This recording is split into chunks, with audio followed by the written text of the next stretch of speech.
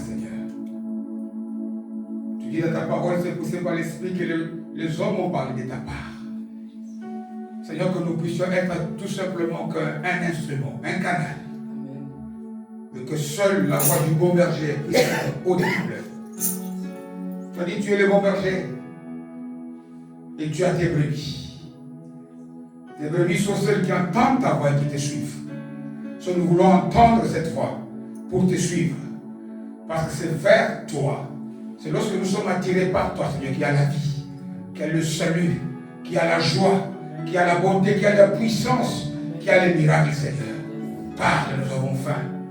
Seigneur, donne-nous notre pain de ce dimanche. Seigneur, nous voulons que quelqu'un qui est rentré dans ces lieux affamé puisse s'en sortir rassasié.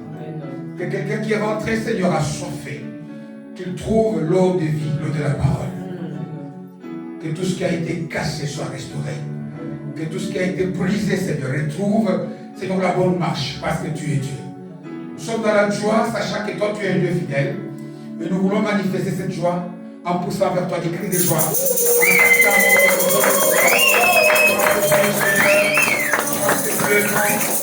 que tu es merveilleux. Amen, amen, amen. Amen, amen, amen. Ah, que Dieu soit loué. Que ce Dieu qui essaie de nous faire du bien, et lorsqu'il agit, ça se voit.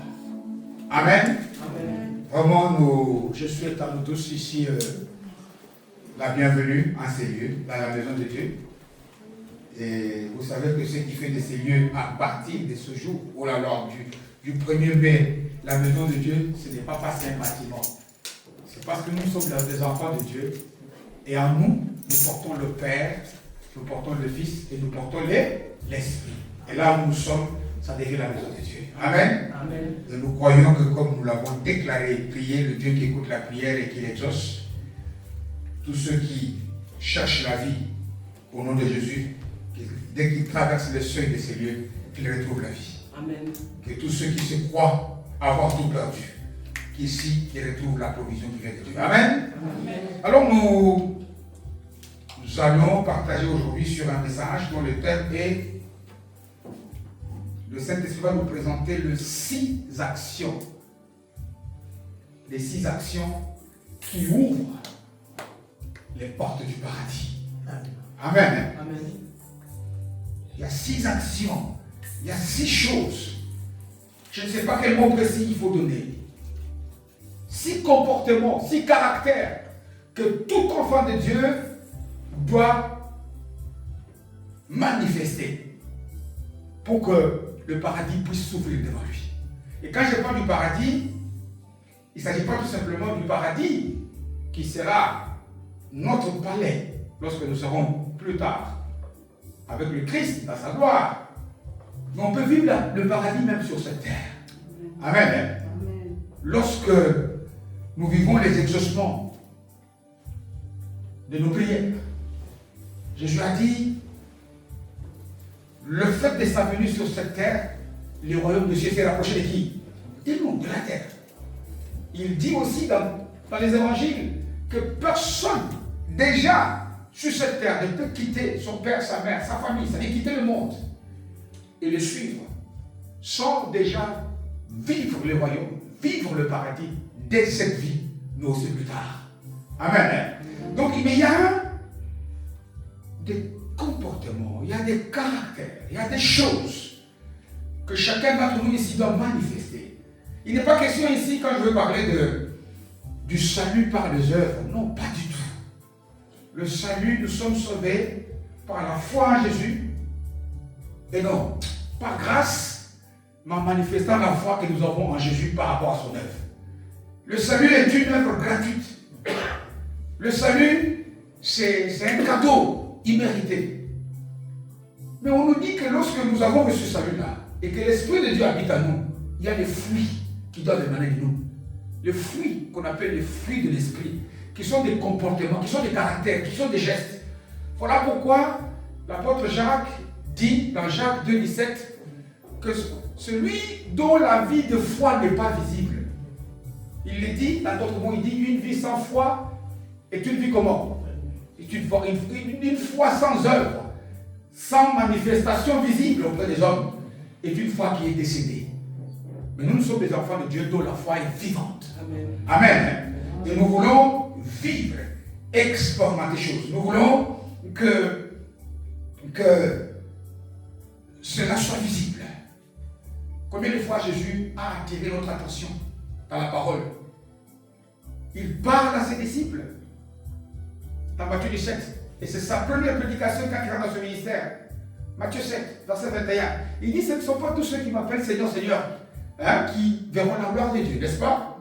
Le problème n'est pas tout ce pas quelqu'un qui appelle Seigneur, Seigneur, c'est quelqu'un qui prie parce qu'il lui parle. C'est quelqu'un qui les connaît. Mais ça ne suffit pas. Ça ne suffit pas. Où sont les œuvres? Quels sont les fruits que l'Esprit de Dieu a produits en toi, qui doivent être visibles? Et aujourd'hui, nous allons voir 6 actions, 6 œuvres, 6 choses bibliques, données, récitées, qui doivent être le comportement, qui doivent être le caractère de tout enfant de Dieu. Vous savez, quand quelqu'un est mécanicien, un mécanicien en service, quand il rentre ici, on le regarde, il ne nous dit pas, vous chuchotez, vous dites, oh, je crois que ce monsieur était mécanicien. Tu vas voir l'huile partout sur la salopette. Si un peintre rentre en ces lieux, tu vas voir la salopette tachetée de peinture, etc., etc.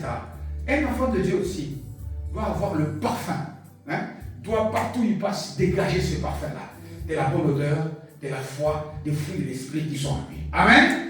Alors je vous invite à lire un long texte d'abord. Un long texte, c'est dans l'évangile selon saint Matthieu, au 25e chapitre. Ici, c'est un long texte. Matthieu, chapitre 25e, et nous lirons la parole de Dieu à partir du verset 31 jusqu'à la fin du chapitre. C'est une quinzaine de versets, mais c'est utile. C'est utile parce que à quoi sert-il de venir à l'église et ne pas voir, ne pas témoigner, ne témoigner que ce que Dieu a fait pour les autres. Matthieu, chapitre 25e, et j'ai lu la parole de Dieu au nom de Jésus, à partir du verset 31. Il est écrit ceci. Lorsque le Fils de l'homme, ça c'est comme ça que Dieu appelle Jésus, viendra dans sa gloire, avec tous les anges, il s'assiera sur le trône de sa gloire. Toutes les nations seront assemblées devant lui. Il séparera les uns d'avec les autres. Oh. Comme le berger sépare les brebis d'avec quoi? Les boucs. Ce qui est étonnant, les brebis, ce sont les femelles des moutons ou des béliers. Et les boucs, c'est la même famille, ce sont les mâles des chèvres. Mais lui sépare, il compare des brebis aux boucs. Et il mettra les brebis à sa droite. Et les boucs où? À sa gauche. Alors le roi dira à ceux qui sont à sa droite, venez, vous qui êtes bénis de mon Père, prenez possession du royaume qui vous a été préparé dès la fondation du monde. Pourquoi? Qu'est-ce qu'il y a eu chez vous? Car j'ai eu faim et vous m'avez donné à manger. J'ai eu soif et vous m'avez donné à boire. 2. J'étais étranger et vous m'avez accueilli. 3. J'étais nu et vous m'avez fait quoi? Vêtu. 4. J'étais malade et vous m'avez visité. 5. J'étais en prison et vous êtes venu faire quoi? Me voir. 6. 6 choses. 37e verset. Les justes lui diront, lui répondront, Seigneur, quand avons-nous vu avoir faim et t'avons-nous donné à manger? Ou avoir soif et t'avons-nous donné à boire? Écoutez ce qu'il dit. Quand avons-nous vu étranger et t'avons-nous accueilli? Ou nu et t'avons-nous vêtu? Quand avons-nous vu malade et en prison et sommes-nous allés vers toi? Et le roi leur répondra, je vous le dis en vérité, toutes les fois que vous avez fait ces choses à qui? À l'un de ces plus petits de qui? De mes frères. C'est qui le frère de Jésus? C'est à moi que vous les avez faites. Ensuite il dira, à ceux qui seront à sa gauche, retirez-vous de moi, maudit, allez dans le feu éternel, qui a été préparé pour le diable et pour ses anges. Car j'ai eu faim, vous ne m'avez pas donné à manger. J'ai eu soif, vous ne m'avez pas donné à boire. J'étais étranger et vous ne m'avez pas recueilli. J'étais nu et vous ne m'avez pas vêtu. J'étais malade et en prison et vous ne m'avez pas visité. Ils répondront aussi, Seigneur, quand t'avons-nous vu ayant faim, ayant soif, ou étranger, ou nu, ou malade, ou en prison, et ne t'avons-nous pas assisté? Il leur répondra, je vous le dis en vérité, toutes les fois que vous n'avez pas fait ces choses à l'un de ces plus petits, c'est à moi que vous ne les avez pas faites. Et ceux-ci iront au châtiment éternel, mais les justes à la vie éternelle. Parole du Seigneur. Acclamez-le pour la parole. Amen, amen. J'aimerais encore que ton acclamation soit plus fort que ça. J'aimerais que le monde.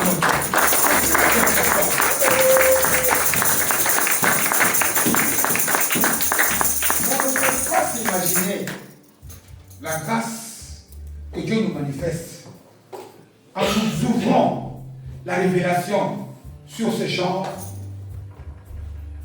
de passages. C'est bien de venir tous les dimanches à l'église. C'est même très bien. Mais c'est bien de venir à l'église et de voir les résultats. Depuis combien de temps moi je viens à l'église? Depuis combien de temps toi tu viens à l'église? Et le maître, témoigner Dieu, ce n'est pas lorsque quelqu'un t'a donné 100 €. Non. Il y a beaucoup de gens qui ont des milliards et qui ne connaissent pas Jésus. Il y a toujours une différence entre ce que Dieu fait pour ses enfants et ce qu'il fait pour les autres humains. Amen. Nous avons ici, vous savez, il y a un cantique très connu. Maranatha. Je pense qu'il s'intitule Jésus revient. Alléluia. Et puis on nous demande, quelle est la question qu'on nous pose? Est-ce que tu es prêt? Est-ce que nous sommes prêts? On ne nous demande pas, seras-tu en train de nous préparer? Jésus peut arriver 5 minutes après. Quelle réponse toi tu peux donner à une question comme ça si Jésus descend ici maintenant?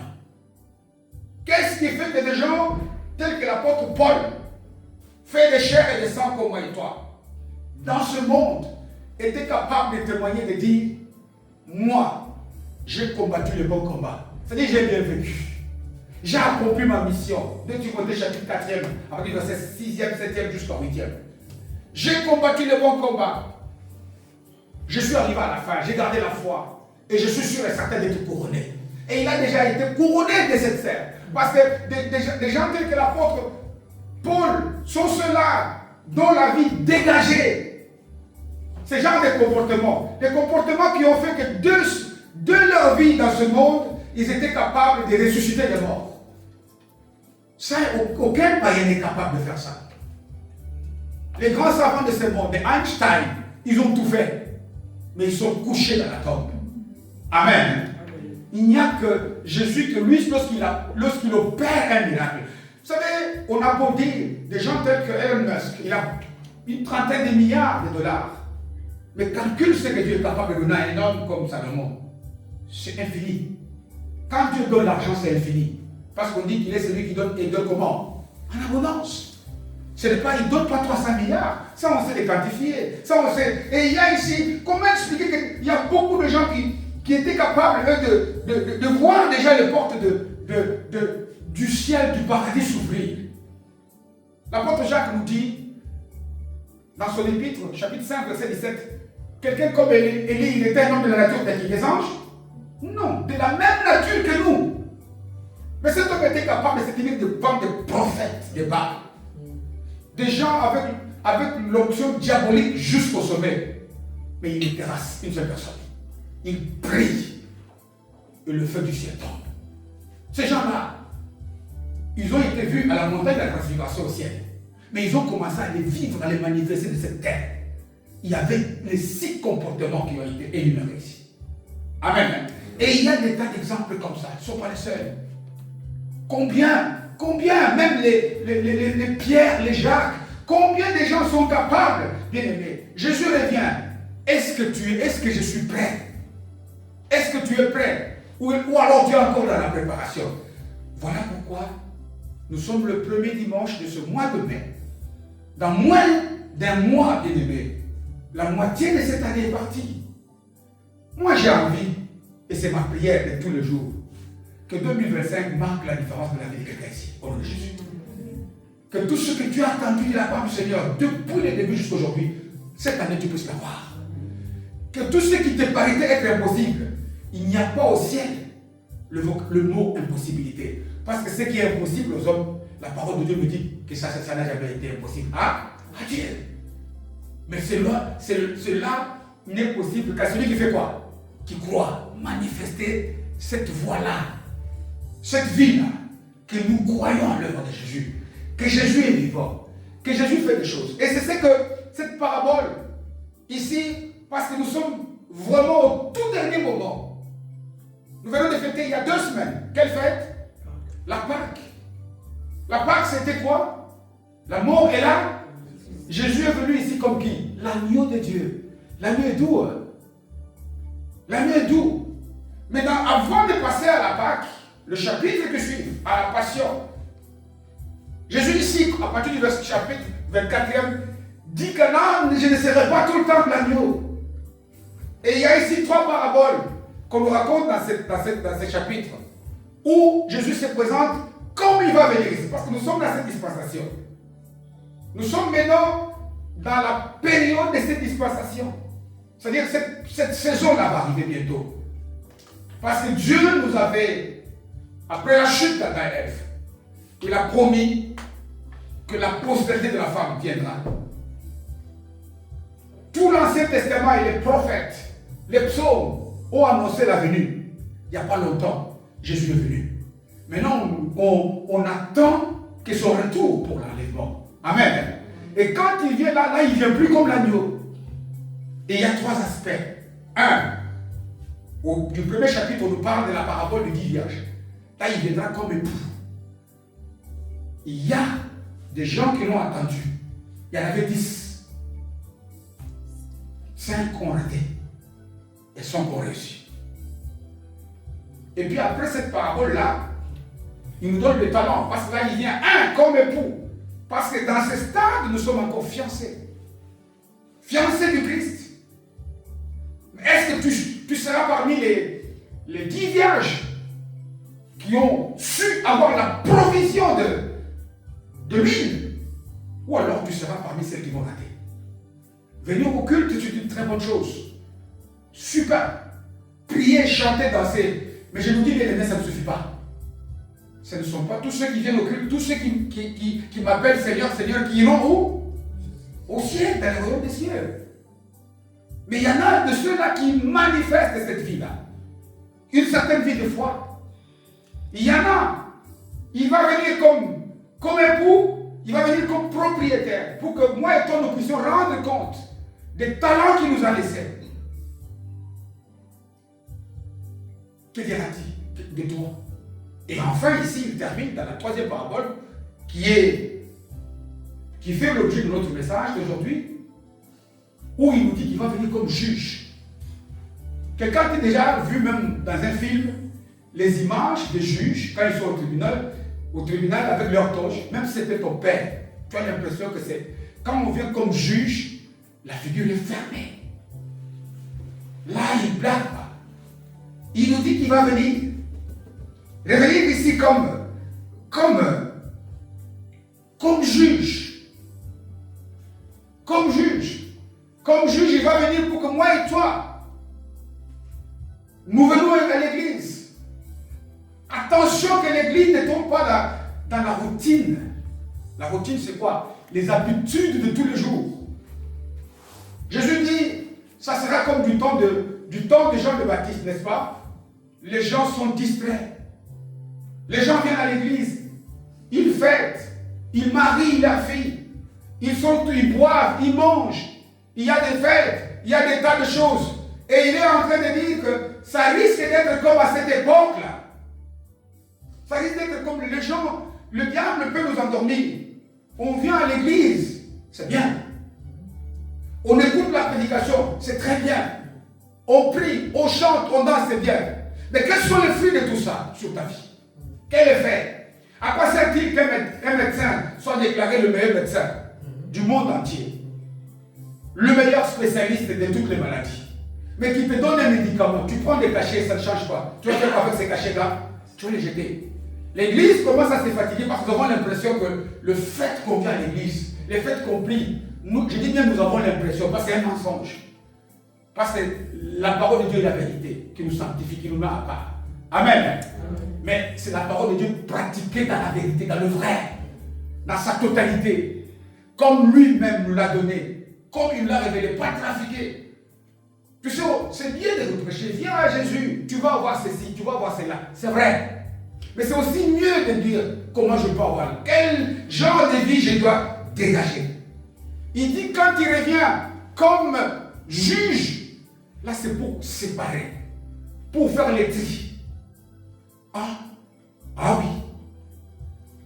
On peut venir à l'église tous, mais ce jour-là, il y en a qui partent, il y en a qui partent pas. On peut être nous tous ici tous les dimanches ici.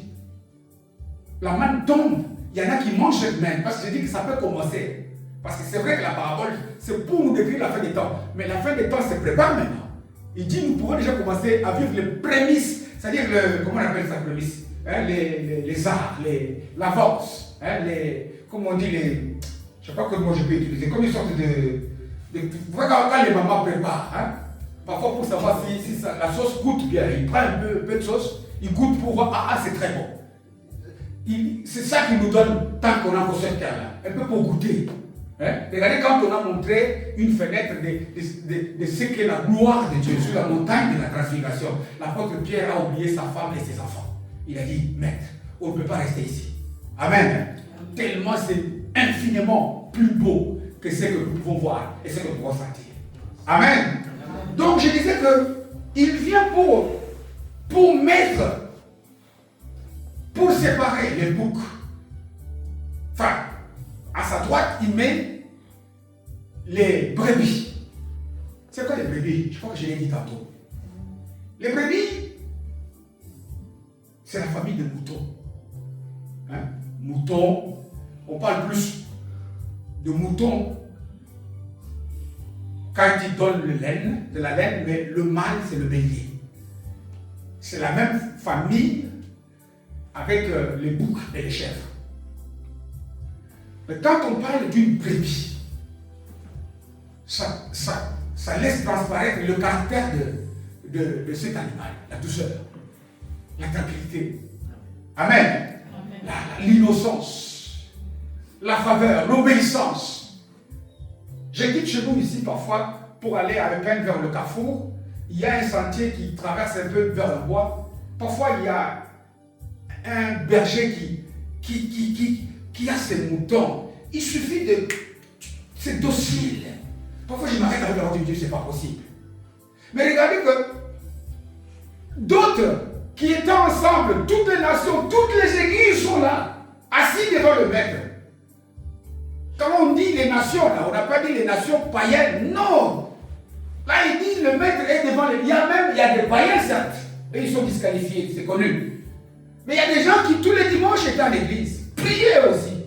Mais qu'aux yeux de Dieu, ça ne comptait pas. Amen. Et il ne dit même pas que c'était des chèvres. Parce que la chèvre, au moins, nous les Africains, on aime la viande de chèvre.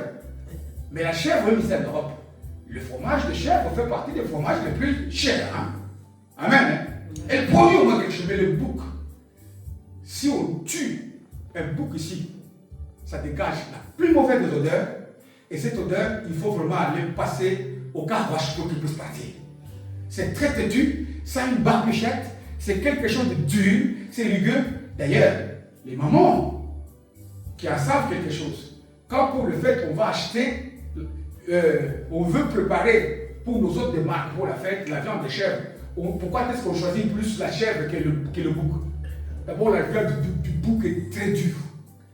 C'est comme du caoutchouc. Mais alors, imaginez-vous, voilà pourquoi il a pris cet exemple. Entre des gens qui viennent à l'église, mais qui peuvent être considérés comme des boucs, disqualifiés. Disqualifiés. Pourquoi? Parce que lui-même a cité qu'il y a chez ceux-là, il dit que je vais les placer à sa droite. Quand on parle dans la Bible de la droite de Dieu ou la droite de Jésus, il faut lire la Sainte Alliance, notamment dans les psaumes. Quand Dieu veut agir, comment David dit, ta main droite m'a fait quoi? M'a secouru. C'est-à-dire que quand on parle de la droite de Dieu, ce n'est pas Dieu n'a pas de bras, Dieu n'est pas un homme, Dieu n'a pas de côté droit. On parle de la position agissante de Dieu en faveur des humains. La place forte. Là où il exécute. Voilà pourquoi c'est ça la droite. Quand il est mis à droite, c'est-à-dire qu'il est là où ils sont dans l'action. Où au ciel, Dieu fait des choses, ils vont avec Dieu. Et il y en a d'autres qui vont aller. Eux, ils vont aller en affaire. Ils vont aller dans le feu. Et qu'est-ce qui fait la différence? Il dégage 6 choses. C'est pas moi qui l'ai dit. Il dit chez les uns, 1, j'ai été affamé, ils m'ont donné à manger. 2, j'ai eu soif, ils m'ont donné à boire. 3, j'étais étranger, ils m'ont accueilli. 4, j'étais nu, ils m'ont vêtu. 5, j'étais malade, et ils sont venus me rendre visite. Et enfin 6, il dit quoi? Il dit, j'étais en prison, et ils sont venus me rendre visite. Qu'est-il voulu dire par là? Qu'a-t-il voulu dire par là? Première question. Deuxième question, quand il parle de donner à manger, et de quoi est-il question? De la semoule? Du riz? De frites? Alors qu'on amène tout le jour des tas de casseroles de frites ici à l'église, tout le monde va aller au ciel. Qu'est-ce qu'il n'entend pas? Donner à manger à quelqu'un. Assouvir la soif de quelqu'un. Accueillir l'étranger. Qu'est-ce qu'il attend? Nous allons développer. Mais avant toute chose, regardez un peu ce qui est bizarre. Parce que quand il dit, je me mettrai à ma droite, les gens qui manifestent les 6 actions, les 6 œuvres, il dit quoi? Il dit, je vais les mettre à droite, et ces gens-là, comme par surprise, ils lui posent une question, mais maître, Seigneur, quand est-ce qu'on a fait ça? Parce que Jésus dit, vous l'avez fait. Quand quelqu'un te pose une question comme ça voudrait dire quoi? Jésus ne ment pas. S'il dit que j'avais faim, vous m'avez donné, c'est que ces gens-là ont donné. Effectivement, manger. Ils ont égorgé la soif du Seigneur. Ils l'ont donné, ils l'ont visité, etc., etc. Mais le problème, c'est que si Jésus l'a reconnu et eux ne le savent pas, c'est parce que c'était leur mode de vie. Tu sais, quand tu agis naturellement, tu fais des choses, tu ne retiens pas que, aujourd'hui j'ai donné 2 euros. Papa, c'est bien. Si je les retiens, c'est que je l'ai fait intentionnellement, c'est qu'il y a une raison. Mais ce que tu fais, qui est ton mode de vie, tu ne le sais pas. C'est-à-dire que ces choses, ce sont des actions qui doivent venir notre routine, notre manière de vivre. On fait ces choses, ce ne sont pas des choses comme je nous vois maintenant à l'église, venez donner pour que Dieu donne. On ne passe pas un marché avec Dieu. L'or et l'argent appartiennent à Dieu. Il dit, si j'avais faim, Somme 50, je ne viendrai pas pour vous, chez vous. Si j'avais soif, parce que tout ce qui est de précieux m'appartient. Amen. Amen. Dieu ne doit à personne. Il n'a pas faim, il n'a pas soif. Mais il dit, il faudrait que de notre routine, cela soit notre manière d'agir. Première chose, ce n'est pas faire ces choses parce que le pasteur a dit qu'on doit commencer on sort ici, on se met là à la grande place de Hubble ici, on prend des chips, on commence à donner. Jésus a dit, j'avais faim. Ça n'est pas ça. Ça n'est pas ça. Et même si c'était donner la nourriture physique, mais qu'on le fasse sans le savoir. Que les gens témoignent.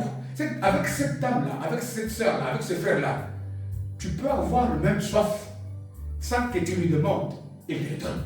Parce que tu le fais sans le savoir.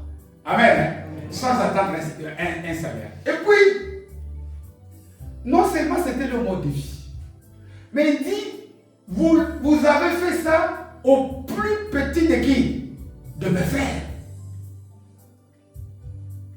Vous vous souvenez, c'est dans Matthieu 12 ici. Il faudrait qu'on le dira peut-être après le culte.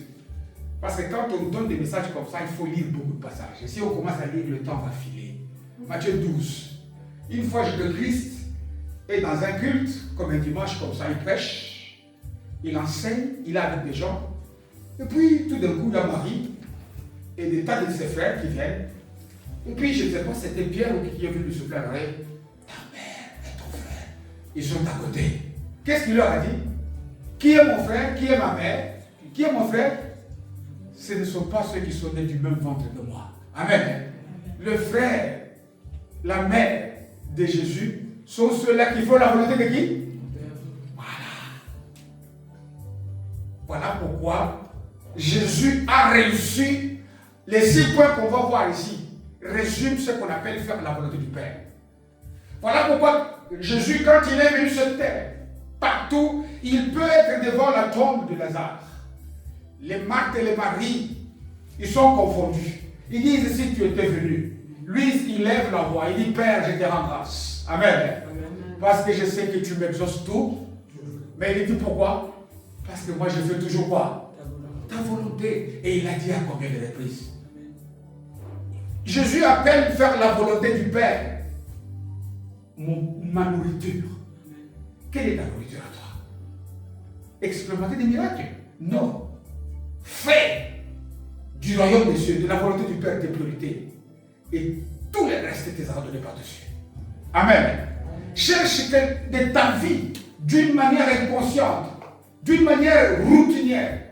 Se dégage la vie que toi, tu es venu ici. Et je nous dis ici, il y a combien j'ai énuméré ici, déjà au moins une dizaine de versets. Luc 21, 31, Thessaloniciens 5, Pierre 2, 3. La volonté du Père est le sommet des sommets. Cherchez à poser des actes qui traduisent la volonté du Père. Et quelle est cette volonté du Père? Qui est résumée dans ces choses ici. Dans les 6 points ici. Vous savez, lorsque il y a Adam et Ève qui chutent. Non, on rentre même plus avant. Dieu crée la terre et les cieux, il crée les animaux, il crée l'univers, les étoiles. Et à la fin de toutes choses, au 6e jour, il crée l'humain, Adam et Ève, n'est-ce pas? Et au 6e jour, au 7e jour, il rentre dans ce repos. C'est-à-dire que, voilà pourquoi on nous dit que Dieu nous a créés à son image et à ses... Ce n'est pas pour que quand les gens regardent, oh, regarde, ils regardent à Jésus. Non. Jésus, en tant comme, quand il dit, c'est lui qui m'a vu, il a vu le Père. C'est le visage qu'il avait? Non. C'est lui qui voit l'agir et le réagir de Jésus. Il voit que sur les caractères de Dieu. Amen. C'est lui qui voit comment Dieu agit, comment Jésus a dit, comment il parle, même dans son parler. C'est-à-dire que même les ennemis de Jésus, on dit que quand il parlait, il regardait, il dit, cet enfant, il est sage. La manière de parler. Quelle est ta manière de parler quand tu vois des gens? Qu'est-ce que les gens parlent de toi quand tu le parles? Quelle est l'expression que ton visage exprime même quand les gens te voient? La vérité ou le mensonge? La méchanceté ou l'amour? Pourquoi? Parce que nous sommes là. Vous savez, Romains le dit, Romains 8, 14. Vous savez, toutes les catastrophes qu'il y a dans le monde ici, des Covid, on a eu des éléments qu'on accordait, toutes les maladies, ou même les calamités, des tremblements de terre, c'est parce que l'humanité soupire. Aujourd'hui, quand il y a une catastrophe, les gens ne courent plus vers l'église. Alors que dans le temps, Jésus a établi l'église pour que nous puissions être le rempart, le pilier, la solution. L'église est devenue faible, non pas parce que Dieu ne veut pas, mais c'est parce que l'église n'accomplit pas sa mission. La mission de l'église, c'est manifester Dieu au monde. Manifester Dieu au monde, c'est faire sa volonté. Voilà la raison pour laquelle quelqu'un qui a compris cela comme l'apôtre Paul, Romains 12, aux 3 premiers versets, qu'est-ce qu'il dit? Offrez-moi comme sacrifice quoi? Vos corps. Parce que Dieu veut qu'au travers de nos corps, nous puissions faire du bien au monde. Amen. Amen. Dieu veut qu'au travers de nos corps, il n'a pas dit offrez-moi vos corps comme un sacrifice. Dieu veut que nous puissions, quand Dieu a envie d'aller visiter quelqu'un, il veut que ton corps le fasse. Dieu a vu un peuple qui est en esclavagisme en Égypte. Il est descendu au buisson ardent, Exode 3. Mais il a suscité un homme. Il a dit, prête-moi ton corps, Moïse. Mais quand ils sont partis, au travers de Moïse, c'est qui a sorti le peuple? C'est Dieu. Aujourd'hui, l'Église n'est plus là. Où sont les Moïse de notre temps? Où sont les Josué de notre temps? Où sont les Élisée? Où sont les Paul? Ces gens-là qui, eux, avaient prêté leur corps comme un sacrifice. Pourquoi? Parce que c'est lorsque nous offrons nos corps comme sacrifice, c'est alors que l'Esprit de Dieu va nous transformer. Parce que nous ne serons pas conformes au monde. Le monde, c'est la jalousie. Le monde, c'est la haine. Le monde, c'est les contre-vérités. C'est des critiques. C'est faire du mal aux autres. Non, lui il dit, quand vous m'offrez mon corps, moi je vous offre mon esprit qui va renouveler votre intelligence. Et quand votre esprit est intelligent, c'est alors que vous allez discerner alors la véritable volonté du Père. Amen. Et cette volonté-là, il l'a résumée en ces 6 points qu'on a vus ici. Les 6 points qui sont d'abord 1. Offrir à manger. Je l'ai dit. Je l'ai dit. Vous savez, il y a un jour, et il y a beaucoup de passages. Dans la Bible qui le manifeste. Il y a un homme qui a reçu une promesse de la part de Dieu. Il se nomme Abraham. Dieu lui a dit, je te donne des fils. Il a parcouru, il a attendu, etc. Mais on nous dit qu'un jour, il est sous un soleil brûlant dans le désert, en dessous de trucs de Mamré. Et puis il a vu 3 hommes. C'est d'abord écrit 3 hommes. Il les appelle. Ils viennent. Comme c'était l'habitude, à leur époque, ils les sanctifient. Ils lavent leurs pieds. Vous savez, sanctifier leurs pieds, on dirait par exemple, quand on vient, on reçoit des gens, on prie. On remet notre temps de communion entre les mains du Saint-Esprit. Amen. Et puis, il court faire à manger. C'est ce jour-là qu'avant de partir détruire Sodome, il attendra dire l'année prochaine, à la même période, ce que vous avez attendu, vous le verrez. Quand on dit, vous savez, donner à manger à quelqu'un, ça veut dire trop que donner que le riz, que les frites ou les pâtes. Quand on donne, beaucoup de gens ici ont soif des choses. Beaucoup de gens ont faim des choses. Beaucoup de gens ont soif de l'église, ont faim de l'église. Qu'est-ce que tu fais? Qu'est-ce que tu attends? Qu'est-ce que j'attends moi-même ici qui vous parle? Qu'est-ce qu'on attend pour tirer les gens de la faim? La faim dont on parle ici, même le français, j'ai essayé, je ne sais pas si j'ai pris quelqu'un, soutenir quelqu'un, enrichir quelqu'un, pourvoir à quelqu'un, non pas que pourvoir matériellement. Je ne sais pas pourquoi est-ce que nous, les chrétiens de nos jours, quand on parle des choses spirituelles, nous sommes toujours limités aux choses matérielles. Je suis une prédication hier sur le réseau. C'est un prophète. Il est devant une foule. Et il déclare. C'est une parole qui est dans le Christ l'a prononcée, je pense, dans l'évangile selon Saint Jean, chapitre 14. En vérité, je vous le dis, celui qui croira en moi, il fera des œuvres et il en fera beaucoup plus que moi, c'est que moi j'ai fait, n'est-ce pas? Quand on dit ça, nous on ne voit que multiplier le pain. Mais les œuvres là, Jésus a aimé. Toi tu peux aussi aimer plus. C'est une œuvre qui a été développée par lui. Jésus a pardonné. Toi tu peux pardonner plus. Jésus veut voir plus parce qu'il nous a donné cette option-là. Amen. C'est pas moi qui l'ai dit. Pourquoi on se limite qu'à multiplier que le pain? Et d'ailleurs, savez-vous, quand il a multiplié du pain, la leçon, quand les Philippe sont venus pour lui dire, maître, les gens ont faim. Quelle a été d'abord sa réponse? Donnez-leur vous-même à manger. Et c'est bien expliqué dans la parole. Il a dit ça pour faire quoi? Pour les éprouver. Ils n'ont pas compris que c'est eux-mêmes qui devaient chercher à sortir ces gens-là de l'appétit, de la faim qu'ils ont. Pourquoi le monde souffre? Pourquoi on ne donne pas à manger aux autres? Nous voulons voir la gloire de Dieu. Nous voulons que les portes du paradis souffrent. Nous devons formater nous devons laisser le Saint-Esprit tourner notre esprit dans le sens où quelqu'un qui est à côté de nous, s'il est venu affamé de quelque chose, que toi tu lui donnes, que tu combles son appétit. Amen. Ça peut même passer par de la nourriture physique. Je n'en disconviens pas, mais je dis pouvoir. Quelqu'un peut avoir soif. Ou même, je ne sais pas pourquoi je vais passer à la soif, c'est le deuxième, même faim. Faim de la parole. Parce que la parole de Dieu est aussi une nourriture. C'est une nourriture.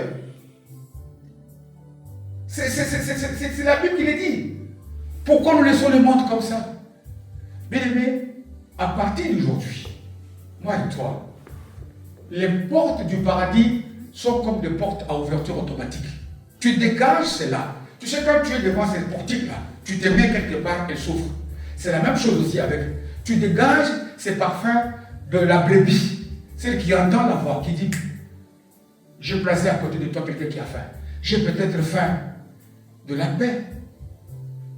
Aide-moi à retrouver ma paix. Parce que la vie que j'ai est difficile. J'ai peut-être faim d'un problème dont toi tu possèdes. Là, voilà pourquoi Jean le Baptiste chassera des Juifs. Je cite souvent ce passage, il dit quittez, vous venez pour vous baptiser, montrez par vos œuvres que la parole de Dieu que vous trouvez, que vous recevez tous les jours, a pris place en vous. Et quand ils disent quelles œuvres, ils disent celui qui a deux tuniques. C'est-à-dire que si tu as, Dieu donne en abondance, c'est que tu as de trop, partage à l'autre, que ça soit physique ou spirituel. Amen. Et vous verrez que dans tous les 6 points ici, ça suit la même logique. Hein? La soeur ici, avant qu'elle laisse la parole, les mamans assoiffées de Dieu, que Dieu vous bénisse. Parce que non seulement nos mamans sont assoiffées de Dieu, mais cherchez aussi à étager la soif de ceux qui ont. Pourquoi? Parce que le Christ, quand elle croise cette dame-là, c'est au puits. Et quel a été le sujet de leur rencontre? Hein? Ceux qui vont exhorter, je ne veux pas aller dedans, je ne crois pas que je vais le faire, c'est que j'ai soif. Et quand il y a eu la discussion avec la fameuse Samaritaine, et que Jésus lui parle, il dit, si tu savais, l'eau que moi je vais te donner étanchera ta soif d'éternité en éternité. Il y a aussi l'eau spirituelle qu'on peut donner. L'eau qui donne la vie. L'eau qui guérit. Combien de fois, bien aimé, lorsqu'il manque l'eau, il manque même sur cette terre, on dit que de toutes les planètes, ça ce sont les hommes de science qui le disent, il y a la vie physique sur cette terre, parce que tout simplement, ici sur cette terre, il y a l'eau. L'eau sous ses angles. Combien ont soif? Ils sont passés, Dieu les a placés exprès. Combien ici, je l'ai déjà dit parfois on rigole, qui disent, moi, à l'église maintenant, j'ai compris que si tu vas à l'église, tu t'occupes des hommes, tu vas aller en enfer. Moi, je ne vais m'occuper que de mon Dieu. Dieu dit ici, pour que tu t'occupes de moi, occupe-toi des hommes et des femmes. Amen. S'occuper de Dieu, c'est s'occuper de ceux-là qu'il a placés à côté de toi. Qu'ils sentent que à côté de toi, la faim, l'appétit part. À côté de toi, la soif aussi te part. Amen. Et l'hospitalité. Qui ne connaît pas ici, dans cette église, l'histoire de la Tsunamite? Qui ne connaît pas? Savez-vous pourquoi cette dame a eu, au-delà de ce qu'elle t'attendait, non seulement elle a eu un fils, mais le fils est mort, mais il a eu la résurrection. Mais c'est à cause de l'hospitalité. Savez-vous, l'Épître aux Hébreux, Hébreux 16, 13, chapitre 2e, on connaît le verset 15e, je pense, 8e, qui dit Jésus-Christ est le même hier, aujourd'hui, éternellement, n'est-ce pas? Mais au 2e, on dit n'oubliez pas l'hospitalité. Parce que c'est là qui déclenche le ministère de qui? Des anges. Parce que quelques-uns ont accueilli des anges. Soyons hospitaliers. L'étranger dont on parle, ce n'est pas tout simplement le fait que nous, peut-être on est parti de la Côte d'Ivoire ou on est venu en Belgique, non. Nous sommes, notre nation, c'est quoi? Le ciel. Même les païens ne les rejettent pas. Amen. Hein? Essaye d'étancher sa faim. Essaye d'étancher sa soif. Sois comme la Sunamite, cette femme de distinction. Cette femme qui a su marquer la différence. Qui est venue, qui a vu, qui a même offert une chambre forte. Sans que l'Élysée ne puisse lui demander quoi que ce soit. J'ai dit que cela devient notre mode de vie naturel. Pour que quand tu puisses demander, mais quand est-ce que je l'ai fait, Seigneur? Tu dis, non, tu l'as fait. Tu l'as fait. Je sais, parmi nous ici, il y a des choses que beaucoup d'entre nous ici font. Je ne nous condamne pas, mais continuons à le faire. Le temps file. Nous allons arriver à la fin du message, parce qu'il avait des mêmes aussi pour les gens qui, vous savez, le premier acte qui éloigne de Dieu, c'est sa nudité. Depuis le jardin, n'est-ce pas? Lorsqu'ils mangent, leurs yeux s'ouvrent, ils découvrent la nudité dont on parle, c'est les gens spirituels. Les yeux s'ouvrent, ils se rendent compte qu'ils ont vu cela alors qu'ils ont quitté leur place pour aller. Regardez, voilà pourquoi quand Dieu vient, le premier geste prophétique que Dieu fait, c'est de tuer une bête et découvrir la nudité de la peau de la bête. Combien de gens nous avons laissés nus, sans habits, dans leur opprobre, dans leur honte? Combien de fois aujourd'hui l'église, nous prions, pour que nous puissions en voir. Ici, moi je pensais que Jésus allait dire, ce que je plaçais à côté, c'est parce que tu as beaucoup prié.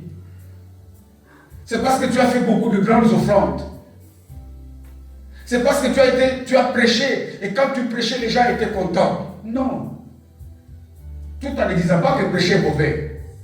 Prêcher est ce qu'il est en train de faire, chanter, danser, pour que de nos vies, la lumière puisse jaillir. Que certains comportements puissent venir de nous. Que les effets de cette parole puissent se manifester. Combien nous avons laissé nus? Combien, quand on parle de la visite des malades et des prisonniers, moi je me souviens que depuis qu'on était à la ville basse, la générosité, la compassion, c'est parce que nous pensons qu'il faut attendre d'avoir des millions. Il est écrit dans la parole de Dieu que celui qui donne aux pauvres, il prête à qui? À Dieu. C'est lourd. Nous l'avons vu. La chair est dure à donner, à partager. Même le Christ l'a senti. Nous avons étudié il y a 2 semaines sur Gethsemane. Mais un enfant de Dieu, c'est lui qui domine sa chair. C'est lui qui va au-delà. Toi, tu ne peux pas donner, mais Jésus veut que je donne. En le faisant, Dieu, cela va devenir ton mode de vie. Faire la volonté du Père, c'est ça. C'est ça les 6 actes. 1. Donner la nourriture à ceux qui ont faim, physique comme spirituelle, étancher la soif de ceux-là qui ont besoin d'avoir l'eau de vie. 3. Manifester l'hospitalité, vêtir ceux qui sont nus, visiter les prisonniers et avoir de la compassion pour ceux qui sont dans le malheur. Combien sont emprisonnés dans le monde? Et parfois tu dis, celui-là si je lui dis, il va m'insulter. Qu'il t'insulte. Jésus a été insulté, bien aimé. Pourquoi nous avons peur? On nous a dit, par la bouche de Société Dimanche, faisons un effort pour que chaque dimanche, quelqu'un invite. Combien on a invité? On l'a oublié. Que la personne vienne, ce n'est pas ton problème. Moi, je parle de l'invitation. Est-ce que j'ai invité? Est-ce que j'ai invité quelqu'un? Avant même de dire que j'ai invité, il n'est pas venu. Est-ce que j'ai invité? Comment voulez-vous, ça c'est le passage de Romains 10, comment voulez-vous qu'il vienne s'il n'a pas entendu? Comment voulez-vous qu'il croie s'il n'y a pas de prédicateur? Et demain, nous devons dégager ces parfums-là. Nous devons travailler. Parce que ce jour-là est pour bientôt. Amen. Toutes les autres dispensations sont passées. Maintenant, nous attendons un peu de temps. Le Christ, parce que maintenant, il a repris sa gloire. Il est dans sa dimension christique. Amen. Jésus glorifié. Quand il revient, c'est beau comme époux. Comment va-t-il trouver sa fiancée? Avec la belle robe, bien aimée. Il dit, vous êtes mon ouvrage. Ephésiens 2, 10. Je vous ai engendré afin que vous puissiez accomplir des belles œuvres que moi-même j'ai programmées. Amen. Et ces œuvres-là sont les 6. Que Dieu t'aide, que Dieu m'aide, que Dieu aide l'Église pour que de nos vies, nous puissions dégager le parfum des brebis de Dieu. Et que Dieu bénisse sa parole. Amen. Merci Dieu. Merci Dieu de Père. Merci roi de roi.